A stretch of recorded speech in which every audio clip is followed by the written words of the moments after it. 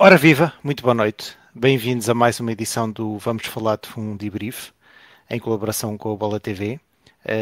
Gostava de agradecer ao Luís Tiago Martins e ao David Antunes por se juntarem a nós nesta conversa. Infelizmente, nem o Guilherme, nem o Salviano, nem o Pedro Filipe estão disponíveis hoje. Por isso, cabe-me a mim fazer este trabalho de moderação que todos sabem que é feito com esta mestria que já estamos todos habituados.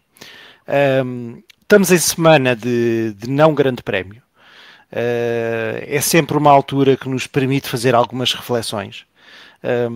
Tem sido uma temporada que em algumas coisas que tem sido surpreendente, outras menos surpreendentes, e um dos temas que gostávamos de hoje tratar e que não deixa de ser uma não surpresa é a forma que a Ferrari tem.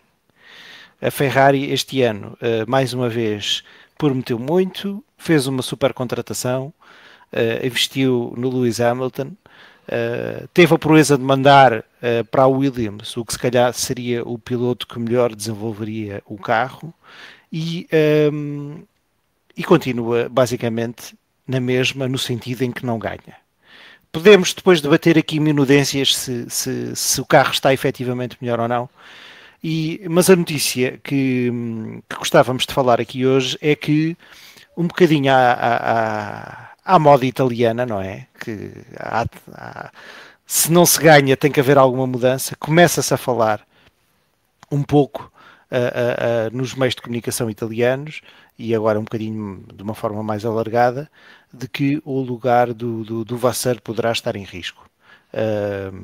Claro que tudo isto pode ser, em parte, não deixa de ser um bocadinho estranho estas notícias ganharem mais força a seguir à vitória da Ferrari nas 24 horas de Le Mans, e sobretudo se tendo em conta que um dos principais, ou o principal candidato que se fala como possível substituto do Vasseur é um senhor, para quem não sabe, que se chama Antonello Coletta, que só pelo nome merecia a pena ter um lugar de destaque na Fórmula 1, que não é mais nada menos como a pessoa que está à frente do programa do WEC da Ferrari, que podemos também discutir no podcast do WEC se a Ferrari não tem aqui uma vantagem que pode ser justa ou não injusta à conta dos BOPs e dessas coisas, mas o que é facto é que a Ferrari ganha pela terceira vez consecutiva às 24 horas de Le Mans, e isso não deixa de ser um fator de relevo. Por isso, sem mais demoras, David, e deixando um bocadinho de tempo para que o Luís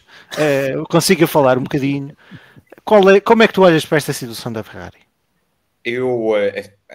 Nós entretanto tivemos uns dados novos, não é? Porque está bem, mas esses rigores eu deixo para vocês, não é? Exato. Não, é que entretanto o Christian Horner, estas notícias começaram a surgir antes do Grande Prémio do Canadá. Entretanto, o Christian Horner deu uma entrevista ao jornal da Telegraph, o jornal holandês, em que disse que tinha sido contactado pela Ferrari. Portanto... David, mas deixa-me só fazer aqui uma à parte, que as pessoas não me vão levar a mal. O Christian Horner, de ter uma declaração dessas, ele vir dizer isto é quase tão pouco relevante, ou que o facto de, se calhar, a notícia de que ele poderá ser um substituto do Vasseur é quase, torna isso tão pouco relevante como a candidatura dele a ser efetivamente um substituto. Porque ele, se efetivamente estivesse na jogada, estava caladinho que nem um rato. E eu optei por nem referir isso por uma razão muito simples, porque para mim o Christian Horner é o George Russell dos chefes de equipa. Portanto, eu achei que era preferível passar por esse facto, mas tu fizeste bem em trazê-lo. Portanto, continua. Eu só achei interessante que no sentido em que efetivamente estão à procura de alguém para a Ferrari. É só mesmo essa não sei se estão. A única coisa, confirmação que eu achei interessante. O que é que nós já vimos as declarações do Vasseur durante a conferência de imprensa de sexta-feira no Canadá, e ele também não se ajudou muito a ele próprio com as declarações que prestou e a disparar em todas as direções para os mídia. Acho que há outro facto que também é interessante, que é um dos jornais que deu essa notícia, é o La Stampa, que curiosamente um dos acionistas é a família Agnelli. Portanto, isto cada vez mais leva a crer que efetivamente vai haver uma mudança na direção da equipa. E quanto a mim, é uma mudança que é justa. Porquê? Porque a equipa não melhorou em relação aos anos Binotto. A equipa não melhorou em relação a 2022. A equipa não fez resultados tão bons como fez em 2022 e isso não foi o suficiente para segurar o Binotto na altura. Agora, continuamos na Ferrari a construir a casa pelo telhado. É com o piloto de 100 milhões e depois é com o time principal. E para mim, onde o esforço todo do Elkann devia estar neste momento, era em ajudar o time principal, o Vassar, a contratar engenheiros de relevo para a equipa. Porque o problema da Ferrari é a estrutura técnica neste momento. E não é normal uma equipa como a Ferrari ter tido 4, incluindo o Vassar, diretores de performance de chassi nos últimos 3 anos. E esse é que é o verdadeiro problema. Ou seja, isto é mais uma... Ele alegadamente tentar ir buscar o Warner é mais uma operação de cosmética. Posto isto, eu acho que o Coletta poderia ser uma opção interessante para a Ferrari. Por 2 motivos. Primeiro, conhece bem a casa. Segundo, do nada conseguiu fazer uma equipa que, salvo erro, ganhou todas as corridas do WEC esta época, que ganhou as últimas 3 24 horas de Le Mans consecutivas. E eu acho que, e daquilo que li do tipo de exigência que ele implementou na equipa, é que não é exigência de como quando o Ross Brown chegou à Ferrari, de andarem a enxovalhar empregados da fábrica quando um componente do motor falhava. Não, é um nível de exigência e responsabilidade. E para além disso, há uma coisa que me agrada na forma como ele geriu o programa do WEC, que é a Ferrari cometeu erros, mas aprendeu com esses erros. E é aquilo que nós não vemos neste momento na Ferrari. Os erros que aconteciam no tempo do Binotto continuam a acontecer neste momento com o Vassar. E eu acho que desta forma a Ferrari não vai conseguir progredir. Agora, ir buscar alguém nesta fase, quando alegadamente já está tudo bastante avançado para o carro de 2026, se bem que eu ponho sempre uns pozinhos neste muito avançado para 2026, essa pessoa, quando entrar, tem que lhe ser dado um bocado, ou seja, já vai herdar uma estrutura que já está montada para o carro de 2026. Mas, David, e antes de passar a palavra ao Luís, deixa-me só fazer um bocadinho de advogado do diabo. Sim. Ao contrário dos pilotos, em que substituir a meio da época, a não ser em casos muito excepcionais, na minha opinião, é um erro. O substituir um chefe de equipa nesta altura, que é a altura em que se está a definir, no fundo, as linhas mestras do próximo ano, e se calhar nesse aspecto até já vem tarde.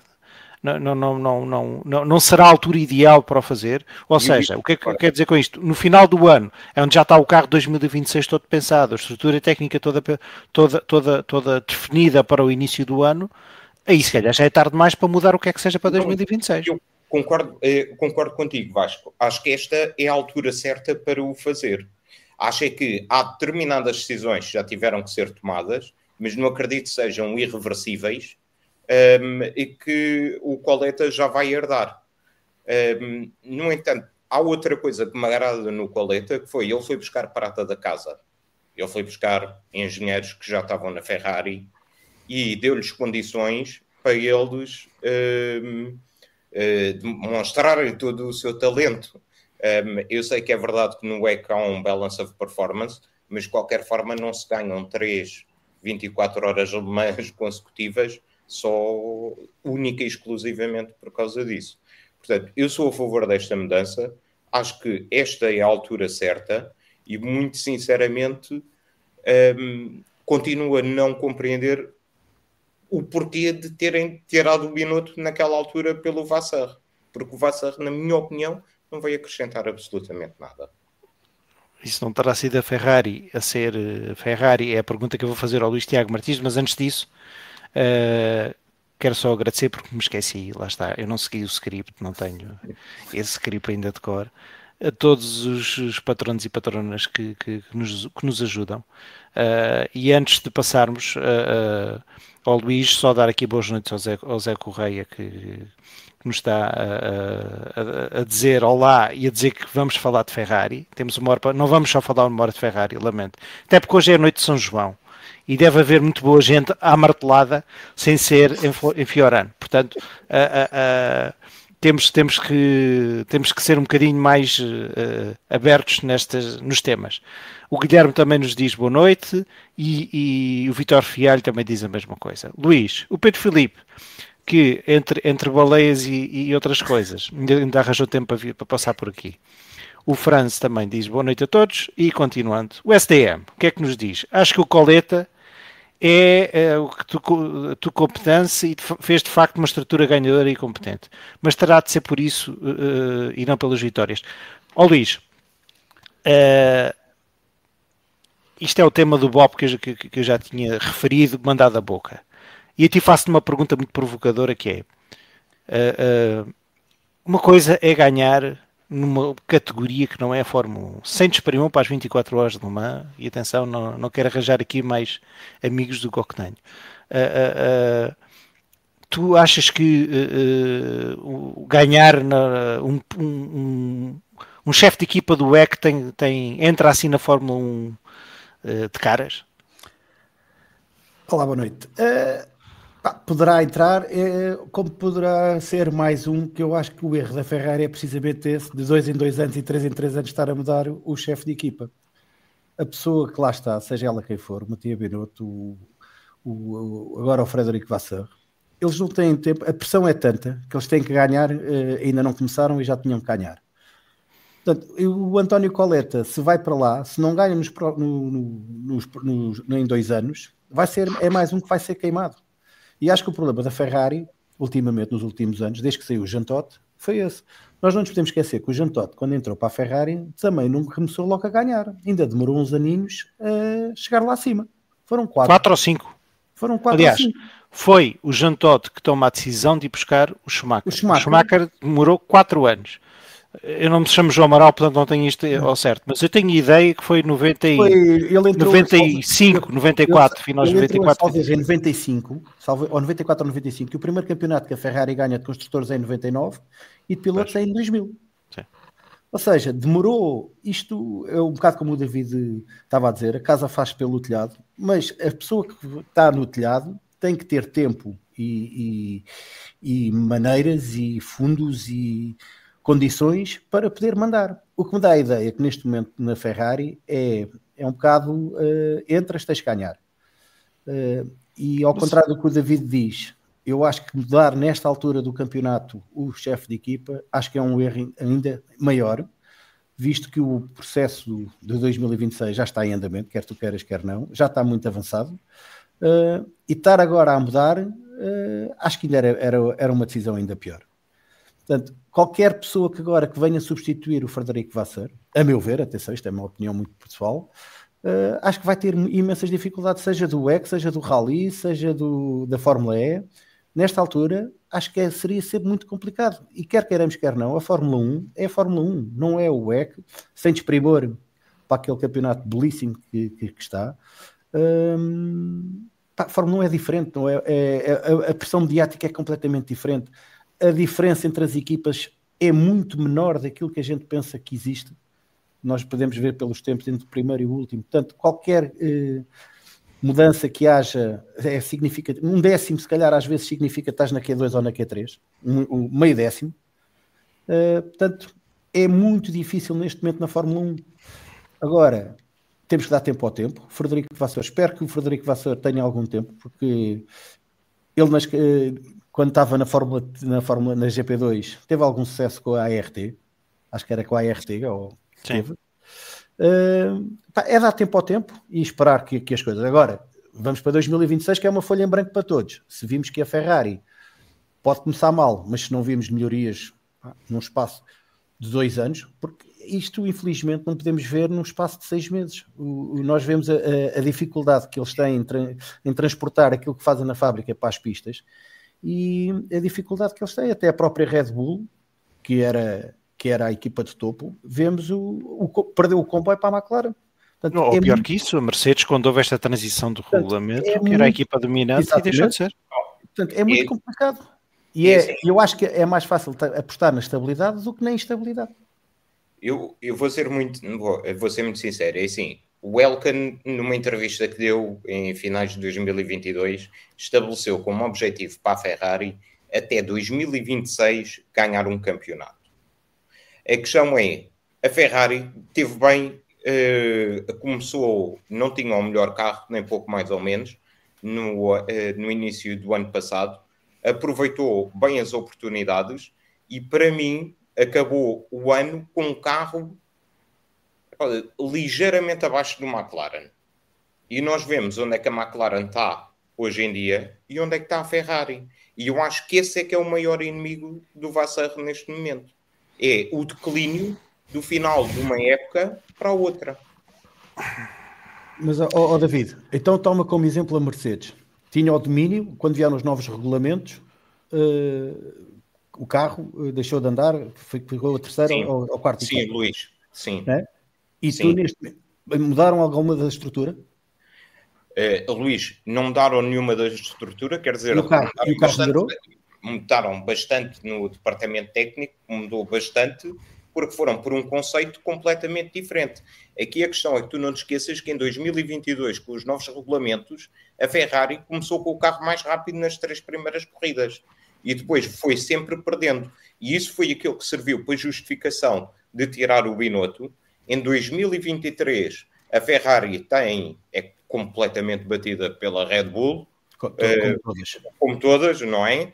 Tem uma vitória em 2023. Isso foi o ano da benevolência para o Vassar. A questão é que depois, em 2024, não começa da melhor forma, consegue recuperar, voltam a acontecer os erros na tomada de decisões que prejudicaram bastante e, mais uma vez, teve as primeiras 4 ou 5 corridas a perder porque não tinha um carro suficientemente competitivo. Quando começou a teve esses problemas operacionais, digamos assim, da gestão da corrida. E é uma situação que foi elencada pelo Elkann como sendo um dos motivos para despedir o Binotto. Portanto, não houve uma progressão. Daí que tenha que haver uma substituição à frente da equipa. Mas o erro é esse, é a substituição. A meu ver, atenção. Eu a meu ver, não é um erro, porque... vamos aqui ver uma coisa. A Ferrari ficou em segundo no Campeonato do Mundo de Construtores no ano passado. Mas quando é que a Ferrari teve a hipótese de ter um piloto a lutar pelo Campeonato do Mundo? Durante este período todo. Não teve. Não teve porque a Ferrari não cola uma época. Não cola. Tem uma época má, metade da época má, metade da época boa. Ou metade da época boa e metade da época má. E é isso que falta, essa consistência, e é aquilo que falta à Ferrari. E eu, neste momento, não acredito que vá ser com o Vassar a continuar, que a situação vá melhorar. Bom, parece que não vamos chegar, nem nós próprios, aqui a uma conclusão. Se me permitem a minha opinião, eu acho que, sinceramente... para já existir tanto fumo, o fogo já deve estar bastante aceso para aqueles lados. Acho que a Ferrari, nesse aspecto, é uma equipa muito latina e não consegue disfarçar estas coisas. Mas eu tendo a concordar com o David numa coisa, que é que acho que se é para ser feita uma alteração, então que seja feita agora. Porque efetivamente a Ferrari toma a decisão de contratar o Lewis Hamilton, que é sem dúvida um piloto que com pergaminhos e que em termos de marketing é uma jogada muito importante, mas se calhar descurou um conjunto de aspectos técnicos que eram importantes e deixou sair, por exemplo, o Ricciardo, que hoje em dia está na Aston Martin, não é? Exato. Que foi o responsável que ainda desenhou este carro, não é? Este carro ainda foi feito, creio que sob a batuta dele, não é? Ou pelo menos uma parte deste carro. Não tenho a certeza disto, estou a dizer, mas creio que sim. Se olharmos para trás. Agora, mesmo que não tenha sido, há outros aspectos que nós continuamos a ver que na Ferrari não evoluem. Um exemplo disto é a estratégia. Quer dizer, nós continuamos a ter aquilo que parece atrapalhadas atrás de atrapalhadas em termos estratégicos ao longo... Isto já não é de agora, já vem dos tempos do Vettel. Portanto, parece que há coisas que nunca mudam. No passado mudaram o engenheiro de pista ao Leclerc e parece que pouco ou nada mudou. Portanto... eu sinceramente não sei se é esta a pessoa certa para no fundo voltar a pôr a Ferraris nos eixos, porque acho que os team principals na Ferrari tem que ser alguém se calhar com um pulso muito forte e como era o Jean Todt, no fundo, e que com um mandato para fazer. Não me parece que o Vassar tenha entrado com a carta branca com que se calhar outros team principals tiveram. E isso acho que acaba por ser de alguma forma limitativo. Bom, pondo aqui mais lendo mais uns comentários de quem nos está a ver.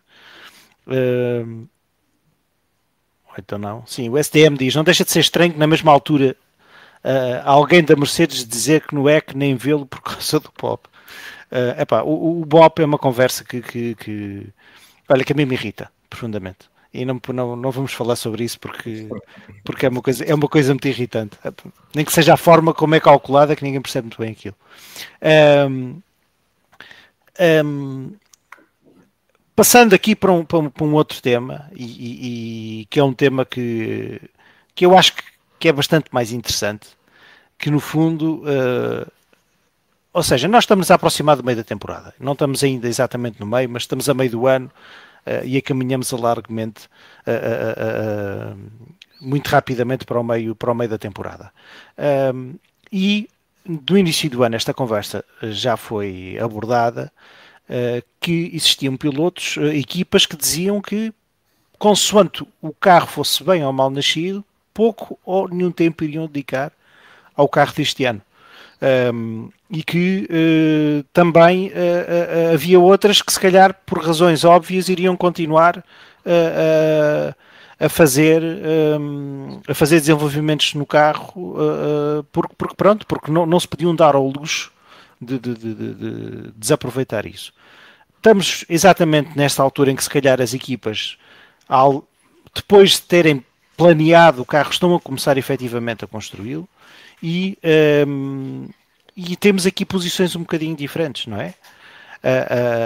A Williams diz que já abandonou por completo este carro, não é? Deste ano. Diz que já estão completamente focados em 2026, inclusive até com algumas declarações que vou deixar isso para quinta-feira, até porque eu iria ficar um bocado irritado com essas declarações. Na Ferrari... o próprio Fred Vasseur veio dizer que existe um dilema e que veio dizer que cada dia gasto no túnel de vento com o carro de 2026 gera mais progresso do que no carro atual, ou seja, que se calhar deviam estar a pensar no carro de 2026. E o próprio Hamilton vem dizer, se calhar vamos pensar no carro de 2026. Isto já se percebeu que não vai a lado nenhum. A AS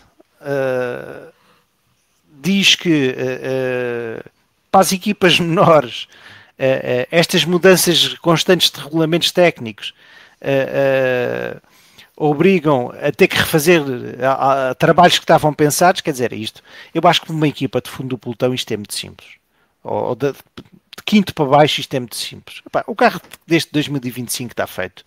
Podem ter as adaptações, aquelas asas que são mais ou menos flexíveis, adaptadas aos circuitos, ou seja, adaptações e alterações que são dependentes de circuitos, mas de resto está feito. Qual é a vossa opinião? O que é que as equipas devem fazer? O problema aqui é a classificação no final do campeonato das equipas. Sendo que, exatamente, eu não referi isso. O problema é esse. O problema é esse. Se não houvesse esse pequeno, grande problema, as equipas não têm dúvidas nenhumas que é aquilo que, como tu estavas a dizer, foco, a partir do 5º lugar para baixo, vamos ficar só em 2026. O problema é que está tão competitivo e qualquer ponto, e este ano já pontuaram as equipas todas, a luta está tão feroz que se calhar elas dizem que não vão apostar mais em 2025, mas depois a pressão dos cifrões, neste caso dos euros ou dos dólares, começa a falar mais alto. E se calhar vamos ter equipas a descurar um bocadinho 2026 e a apostar em 2025 para tentar ficar mais bem classificadas. Por exemplo, a Williams para mim é um caso claro disso, aquilo que o James anda a dizer, eu não acredito. Eu acho que ele está focado em 2025, não é em 2026. Está focado também, mas não vai desfocar o 2025. Eu acho que é uma cortina de fumo. Até porque o carro está, tirando estas últimas 2 corridas em que falhou, mas o carro até está-se a comportar como deve ser e até está a subir bastante de forma. Portanto, eu acho que ele vai continuar a apostar em 2025.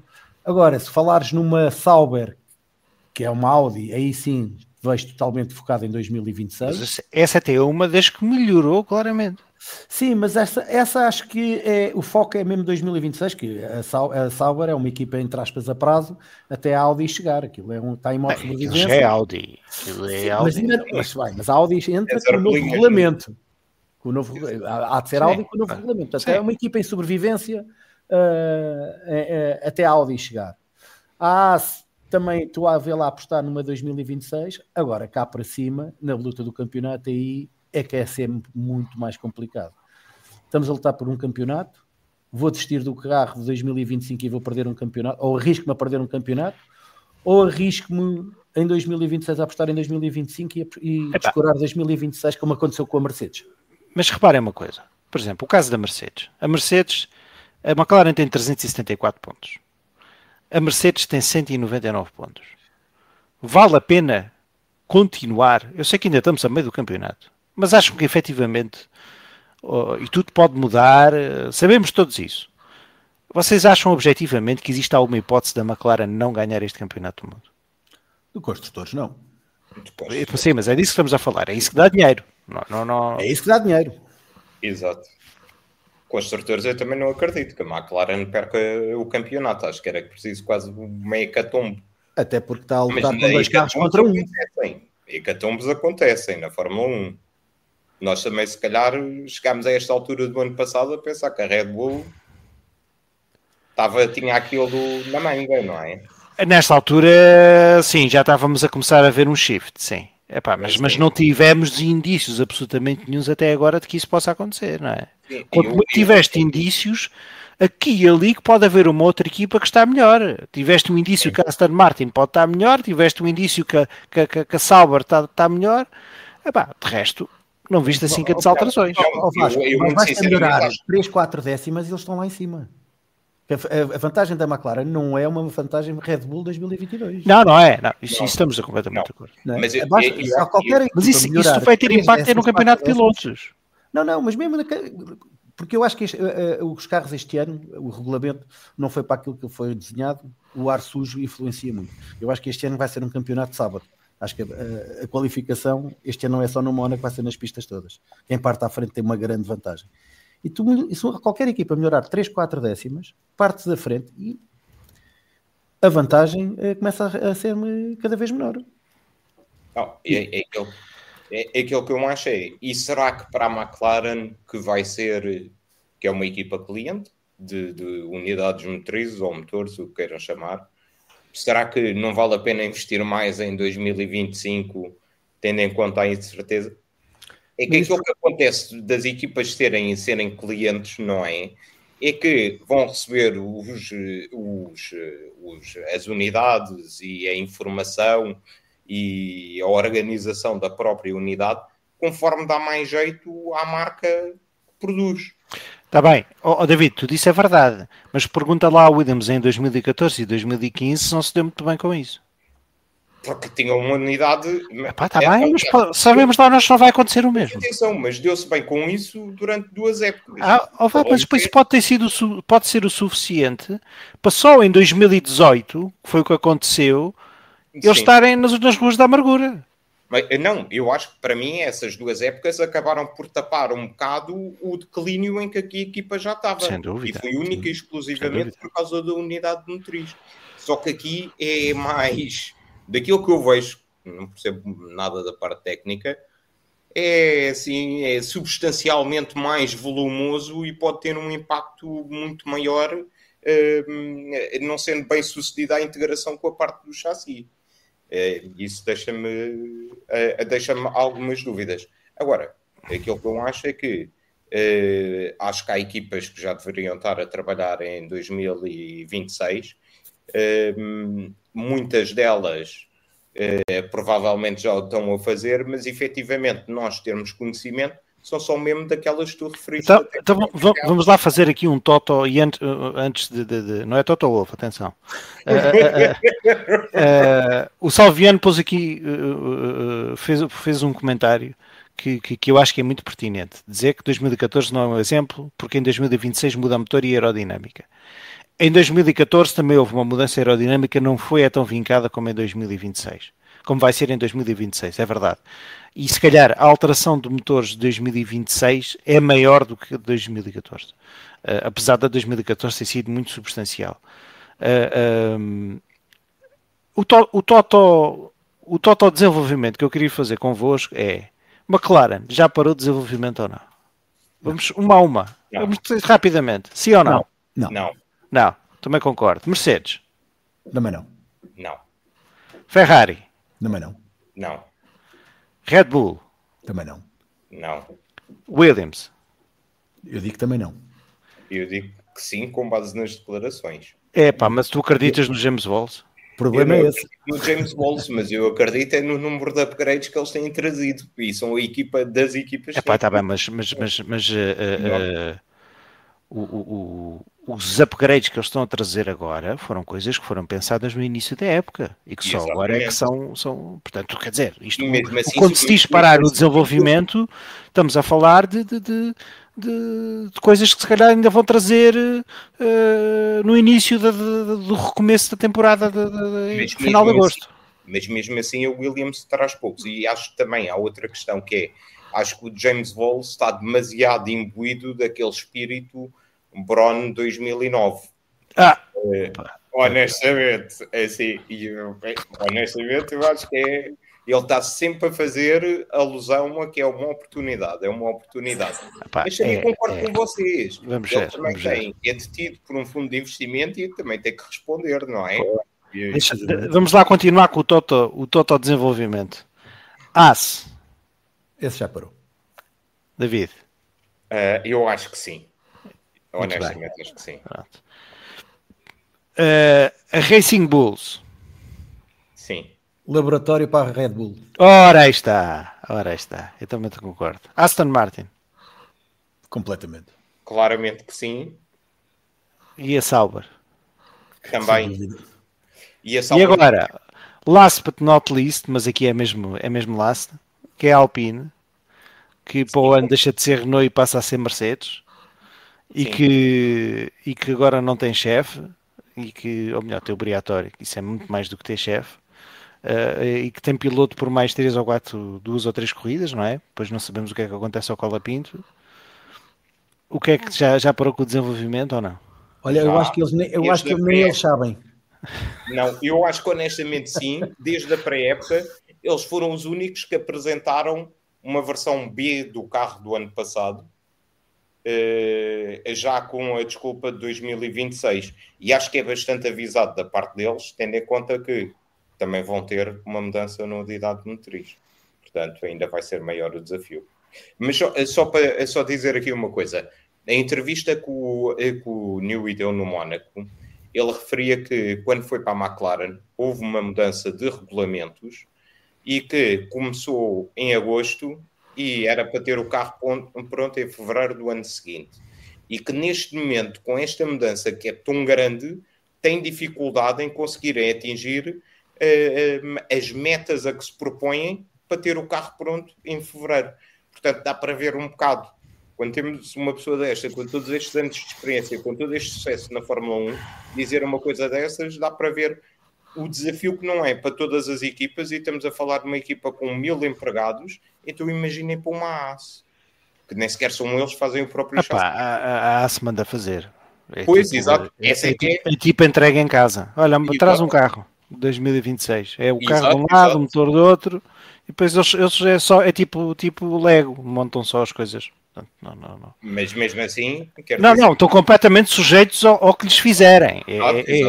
É tipo os frangos de churrasco, uns são bons, outros não são. Olha, isto é um muito bom título de episódio. Isto só é como os frangos de churrasco. Frango de churrasco está bom. Pronto. Eu acho que sinceramente isto é um ninho. Ou seja, as da frente não se podem dar ao luxo de desistir. Acho que sobretudo a McLaren, apesar do avanço que tem, aqui e ali vai ter que continuar a fazer, embora me pareça que no grosso modo o carro está feito. Não, vão fazendo adaptações. Se calhar a que está mais parada ainda acaba por ser a própria McLaren. Acredito que a Mercedes já tenha o foco muito em 2020 e 2026 e a própria Red Bull também. A Ferrari, o Hamilton para vir dizer aquilo é porque claramente não estão e já deviam estar. Eu, se fosse chefe de equipa, já estava completamente focado em 2026, porque não apesar de não acreditar aqui em Bronze parte 2, acredito que possa existir aqui alguma mudança, porque são demasiadas variáveis que vão mudar. E acho que isso pode ser bastante relevante em termos do que é, no fundo, a nossa expectativa que se possa ter. Agora, agora, antes de passarmos ao próximo tema, gostava de ponham-se na pele de um piloto e houve esta conversa. O que é que vocês diziam ao chefe de equipa numa situação destas? Eu estou a lutar para o campeonato do mundo e tu já paras com o desenvolvimento do carro. O que é que um Verstappen da vida está a pensar? Porque um Verstappen tem possibilidades de ganhar um campeonato do mundo. Exato. O problema é esse, é o Verstappen dizer assim, então, mas eu perdi pontos, recuperei pontos e agora vamos parar quando eu posso ganhar o 5º título consecutivo. E o que é que e da por cima é assim, e vocês têm que apostar em mim, porque vocês estão a ver que o carro número 2, aquilo é um carro para testes também. Portanto, eu estou a lutar sozinho contra 2. Mas por outro lado, também o chefe de equipa pode dizer assim, olha, este ano tu já ganhaste 4, este ano pronto, não conseguimos ganhar, mas vamos focar em 2026 para voltares a ganhar, porque nada te garante, mesmo que a gente desenvolva o carro, tu ganhes este ano. Eu acho que o Verstappen aí vai comer e calar.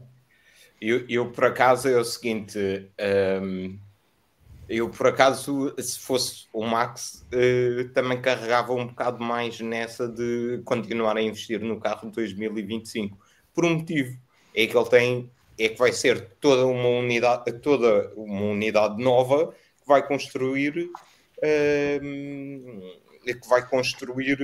uma nova unidade motriz com a Ford e a Red Bull Powertrains, sem qualquer, ou seja, já sabemos a complexidade dos regulamentos para as unidades motrizes ou motores para a próxima época, quanto mais duas entidades, uma que foi criada há 2 anos e outra que se veio juntar ao projeto, e eu acho que pode ser uma grande fonte de incerteza. Portanto, eu se fosse ao Max carregava para 2025, porque ele tem efetivamente hipóteses de ganhar o campeonato do mundo esta época. E se calhar em 2026 vai ser mais difícil. Mas posso também dizer que, por exemplo, na Ferrari, se o Vassar tivesse começado no início da época com a conversa de 2026, provavelmente não se estava a falar agora na substituição dele. Mas se calhar ele não podia fazer isso. Se calhar é isso. Na Ferrari não se pode dar esse luxo, não é? Eu não sei, eu acho que se calhar ficaram um bocado limitados pela própria linha de comunicação a partir do momento em que vamos dar o 8º título de campeão do mundo ao Hamilton quando ele vier para a Ferrari. E eu acho Vir a que dar, não era? Então, e a pergunta que eu vos fiz em relação ao Verstappen, e até tendo em conta a situação contratual em que o Russell está, o que é que o Russell deve andar a dizer a Toto Wolff em relação ao desenvolvimento? Na vossa opinião. O Russell, desculpa, David, o Russell é, para mim, é a parte mais fraca aqui nesta equação toda. Porque o Toto não tem pressa nenhuma. O Russell, a sair da Mercedes, vai para onde?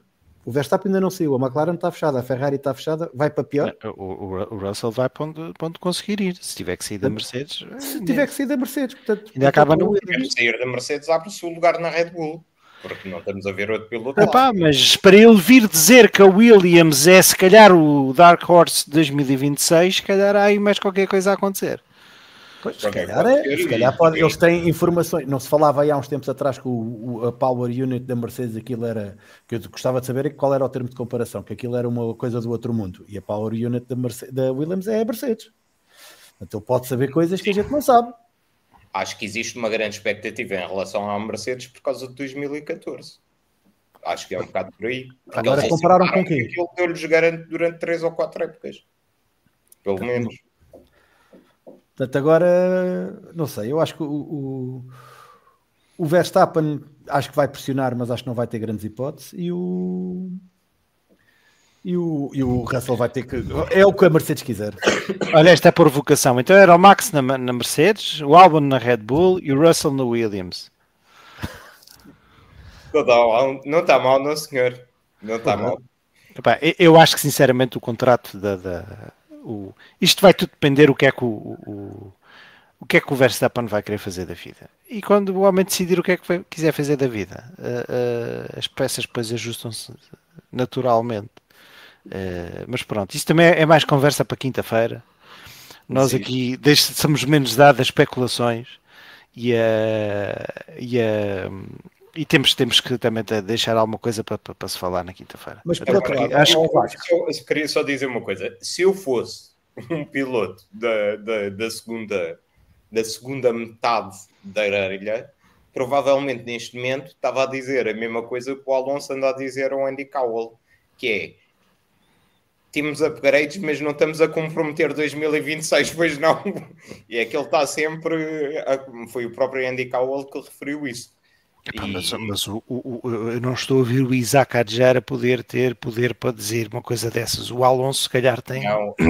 O Isaac Adjar tem arcabouço para isso, não é? Não, o Isaac Adjar, nos momentos em que é chamado ao gabinete do Warner e do Marco, aliás, em gabinetes separados, provavelmente, senão aquilo andava tudo à batatada, deve estar a dizer: invistam em 2026, invistam em 2026, porque a probabilidade dele de acabar num Red Bull em 2027, pelo menos, se não for antes, não é? É bastante elevada. Portanto, ele vai querer um carro competitivo, ou ao máximo. Já basta andar com uma traineira que anda sempre a bater o segundo Red Bull, não é? Epá, isso é outra conversa que é muito interessante, mas que se calhar deixamos para quinta-feira. Agora faço esta pergunta, e agora diz assim: o Max insiste para que a Red Bull aposte no carro 2025, descura um bocadinho 2026, mesmo que ganhe o campeonato, fica ali, ou se ganhar o campeonato, até pode ganhar com a apostar em 2025, e em 2026, em vez de ser a primeira equipa, passa para a quinta ou sexta equipa. Dá uma de Vettel. Dá uma de Vettel. Em 2014, Alex, faz tarde. Assim. Mas aqui a questão é que o Max está numa posição confortável porque ele tem opções. Tem opções para 2026. Portanto, ele pode ser egoísta e forçar e estar a pôr pressão na equipa que pôs, por exemplo, com as declarações que ele prestou mais uma vez no Mónaco, em que disse que vamos ver quando chegarmos a Barcelona como é que está o carro e tudo isso. Ele acabou por estar a meter pressão na equipa para continuarem os desenvolvimentos de forma indireta. Aqui a questão é: ele está numa posição melhor porque ele tem opções. Calhar o Tsunoda não pode apostar da mesma forma. O Tsunoda não é um Max, não é? Não, atenção, um bocado o Adjar não é um Alonso, não é? Tem opções. O Max tem opções. O Max pode ir fazer um ano sabático, o Max pode ir para a Mercedes, Max pode lá estar o ano sabático e depois em 2027 ou 2028 ir para a Aston Martin. Ele tem todas as opções. Faça a pergunta oposta ao Luís Tiago Martins. A Red Bull desiste este ano e chega a novembro e percebem que tem uma F1,5, presumo. Não, F-150 é uma Ford, uma pick-up. É uma Ford pick-up. Para 2026, o que fazem? Luís, vá, responde. Pergunta é para ti. Sérgio, é como todas as outras. Olha, vamos apostar, é o que a gente começa. A McLaren também não começou com o pior carro e não foi trabalhando e neste momento não está à frente. É a única hipótese que eles têm, que se virem que aquilo é uma carroça. O problema é que eles não têm meios de comparação para ver se é uma carroça ou não, porque o deles pode ser uma carroça e os outros nem rodas podem ter. Porque está tudo no escuro. É um tiro tão grande no escuro que ninguém sabe o que é que as outras equipas poderão vir a fazer. Têm simuladores, conseguem ver, têm meios e mais alguns, podem ter uma ideia, mas ninguém apostava que a Brown fosse ganhar o campeonato daquela maneira como ganhou. Portanto, pode acontecer. Há sempre essa. Sendo que nessa altura encontrou ali uma falha no regulamento e... Não foi só ela, foram mais duas equipas. Mas ela fez melhor o trabalho. Exato. Mas também tiveram o quê? Quase uma época, pelo menos, inteira a preparar-se para isso, não foi? Não, eles deixaram de ser Honda, foi no final do ano. Foi no final do ano. Sim, mas o carro já estava desenhado, o carro estava todo feito. Não, aliás, a Honda em 2008 percebeu que tinha um carro que era um chasso e focou totalmente em 2009. E no final de 2008 tomou a decisão de sair por causa da crise económica da altura. Foi vendido por uma libra. Mas o carro já estava. O carro era tão bom que até puseram lá outro motor e aquilo funcionou, não é? Exatamente. É que é mais difícil. Se errar, vai ser mais grave. Porque é a parte aerodinâmica e do motor. E agora não há tempo para testar. E antigamente havia. Já se sabe que parece que este ano vai haver mais testes. Vai haver o dobro dos testes. Ou seja, vai ser a loucura. 6 dias de testes. Separados por... Vasco, 6 dias de X6. Eu acho isso... eu vejo antes assim, 6 dias de comentários de pessoas da F1 TV a encher chouriço e a falarem do que é que tomaram ao pequeno almoço e coisas desse género. É 48 horas a falar não é fácil. Não. Basta nós aqui estar 1 hora, já é o que é. Bom, senhores, apesar de tudo, alegremente caminhamos para o último tema da nossa conversa de hoje, que é a antevisão do Grande Prémio da Áustria, que é um Grande Prémio que eu gosto muito. Dá sempre molho, ou tem dado tradicionalmente molho. É uma pista que é dada em que se pode fazer ultrapassagens. É uma pista rápida. Portanto, pode ser que a gente não tenha um grande prémio assim tão chato como os anteriores. Esse é o propósito que eu gostava que acontecesse este fim de semana. É que não fosse uma coisa tão chatinha, que não se disse na qualificação. Mas gostava de ouvir a vossa opinião e as vossas previsões de pódio e quem é que vai ser a besta do fim de semana. Pronto. A besta não é no sentido pejorativo. É no sentido de figurado. Exatamente. Começa o Luís. Dá. Eu ia dizer, o Grande Prémio da Áustria, partilho tudo aquilo que tu disseste, é um circuito que eu adoro. Grandes corridas normalmente dá. Se não tivermos lá uma corrida este ano, não há salvação para mais nenhuma. Já agora, já que estávamos a falar ainda há pouco da McLaren, foi no Grande Prémio da Áustria do ano passado que eu fiquei mesmo convencido que o McLaren era melhor do que o Red Bull. Vamos ter o Max provavelmente ainda tem que deixar passar o Grande Prémio sem levar uma única penalização para alargar aqui um bocadinho a margem. Acho que vão haver a Red Bull e a Ferrari já confirmaram upgrades para a Áustria.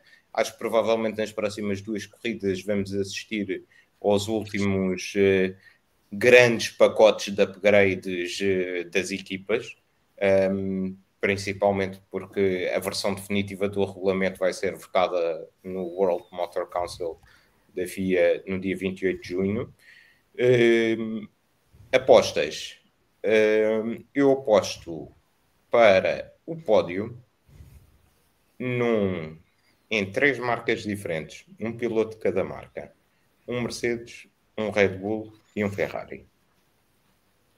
Mas quem? Epá, desculpa lá. Isto não, Então não tenho só... que dizer quem? Okay. Claro, como é óbvio. Passou no Max e no Leclerc no pódio. Não, mas não, David, não há, se a gente se entende. Isto é, em primeiro lugar quem, em segundo lugar quem, em terceiro lugar quem. Pá, isto não é o Salviano que aqui está. Primeiro lugar o Russell, segundo o Max, terceiro o Leclerc. Está-me cá a parecer que não voltas cá. Não tenho prazer nenhum, que eu não gosto nada dele. Mas o gajo é oportunista. Epá, não, o gajo não é oportunista, o gajo está um grande piloto. A verdade é essa. A verdade é essa. É verdade. Às vezes está já nos tempos da Williams fazia grandes qualificações. Epá, calma lá. Então não fazia com aquele chasso? Epá, está bem. Mas o que interessa é o que é agora. Não vamos estar aqui não vamos estar aqui a desenvolver esse tema. Agora, Luís. Eu, por acaso, acho que vai ser McLaren. Acho que eles vão vingar Canadá. Acho que este é um circuito mais talhado para a McLaren. Acho que a McLaren vai dominar. Acho que vai ser... E acho que vai ganhar o Norris desta vez. Ele vai fazer tudo para ganhar. Tem que ser ele a ganhar para limpar aquilo que fez no Canadá. E depois, num terceiro lugar, vou apostar numa Williams, num Albon. Acho que esta pista é Williams. Agora temos que ter em conta esta pista, que é se vamos voltar a 2023 com aqueles 500 milhões de avisos de track limits. Isso vai acontecer, de certeza. Ou não, o ano passado acho que não aconteceu tanto. Mas deve ser a pista que mais avisos tem. Sim. Tem uma coisa boa esta pista, que tem 3 zonas de DRS e com 3 zonas de detecção completamente diferentes.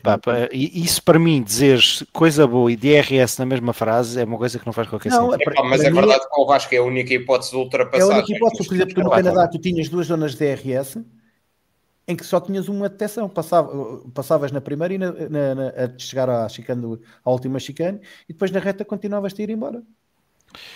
Isso é injusto. E aqui nesta pista, por acaso, não tens 3 zonas de detecção de DRS.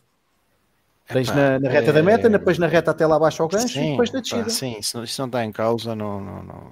Eu lembro-me bem do circuito, mas eu acho que pronto, o DRS é um mal necessário neste momento, infelizmente.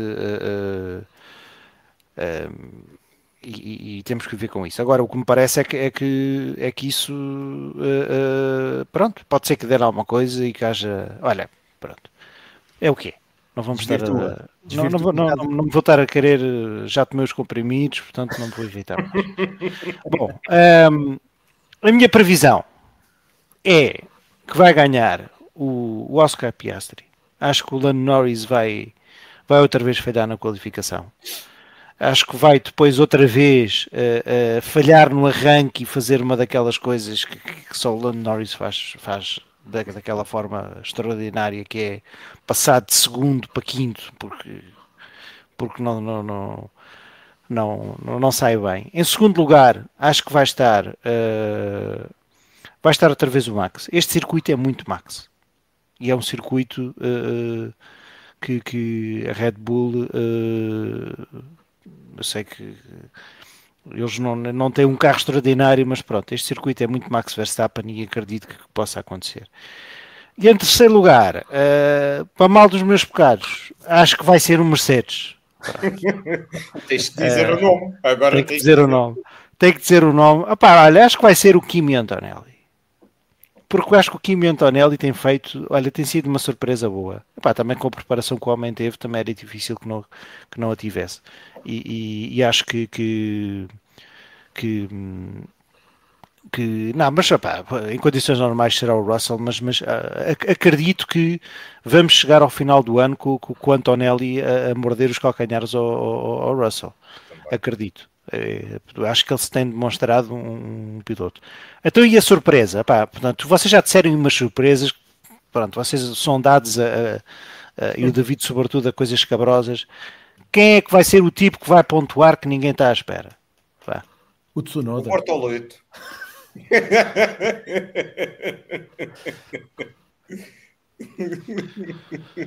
Porquê? Justifica. O Bortoleto. Olha, porque ele, ao fim e ao cabo, é o circuito que ele conhece melhor. Fez a Fórmula 2 e Fórmula 3 lá, e o único teste que fez de Fórmula 1 com a McLaren foi em setembro do ano passado e também foi na Áustria. Portanto, acredito que seja o Bortoleto a pontuar para a Sauber este fim de semana. Luís. O Tsunoda, se pontuar, não deixa de ser uma surpresa. Ao se passar à Q2, já é quase uma surpresa, coitado do rapaz. Coitado, pá, sério, pá. Uma pessoa, coitado, isto é, a gente tenta que isto seja um programa sério, depois vocês vêm para aqui escangalhar isto tudo. Olha, mais valia ter ido com o João Paulo, e o João Paulo sabe o que é que eu estou a dizer para o São João. Olha, mas pronto.